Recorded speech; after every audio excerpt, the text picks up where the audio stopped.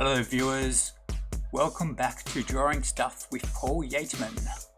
I decided on a Christmas art challenge where between the 12th and the 25th of December I am drawing something related to Christmas in some way.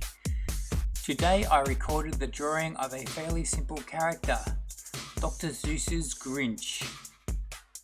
The trickiest things here will probably be the proportions and the line weight.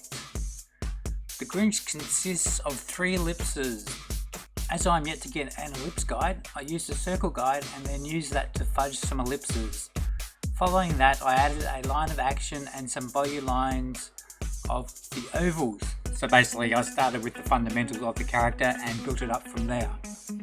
So next I added the facial details and then fleshed out the upper body and associated clothing. I corrected any major proportion errors with an eraser.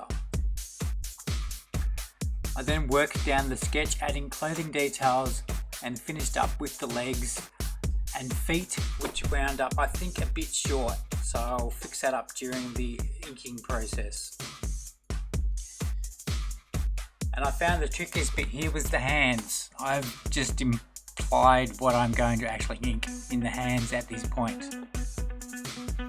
And it took me a bit to get the left arm correct, and even still I think it's a bit short, so I also fix that up in the inking. And it takes a while to get the feet done,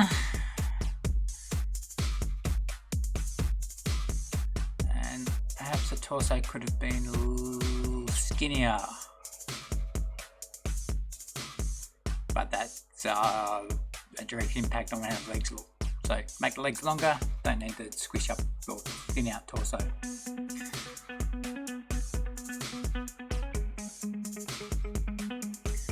I chose a 0.6 art line as that would allow me to be more expressive with the line art rather than my 0.8 uni pin, which has a hard nib. This fine line in here is sort of a semi-flexi nib. I also added extra thickness to my lines in certain places as I went along, and where I felt the proportions were a little bit off, I adjusted them with the fine liner. So you've seen me do that on the arm here and now on the legs, and I'll fix up that little error in post-production.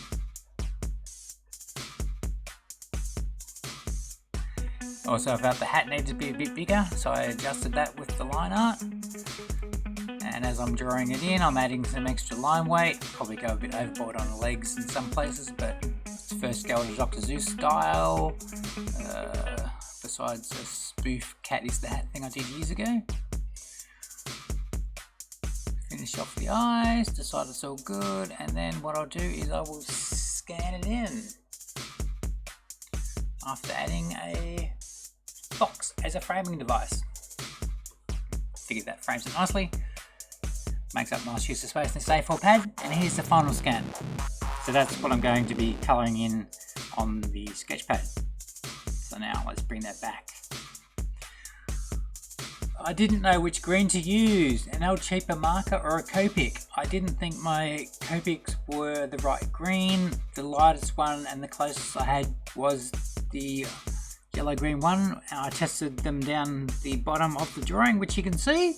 And the Copic actually was closest to the fit. And I just grabbed the R27 for the red, because that's the lightest red I have, and I guess the brightest red, and I just use that to colour in the hat and the skivvy or whatever the heck the Grinch wears. Little to no shading, so the red was a simple simple fill. With the green, only a little shadow was implied, nothing too obvious, so I didn't go overboard with any extra shading. So you can just see his cheeks and his snout's got a bit of shading there, and with the torso, just because it was a large area and I used the bullet marker tip to fill it in, you see a little bit of shading. But yep, after that, thumbs up. So here you can see the scan of the finished Grinch with the fine liner error on the left foot erased in Photoshop. The left hand seems to have good finger form, the right not so much. What do you think? Anywho, if you found this interesting, informative, entertaining, etc., subscribe, like and share.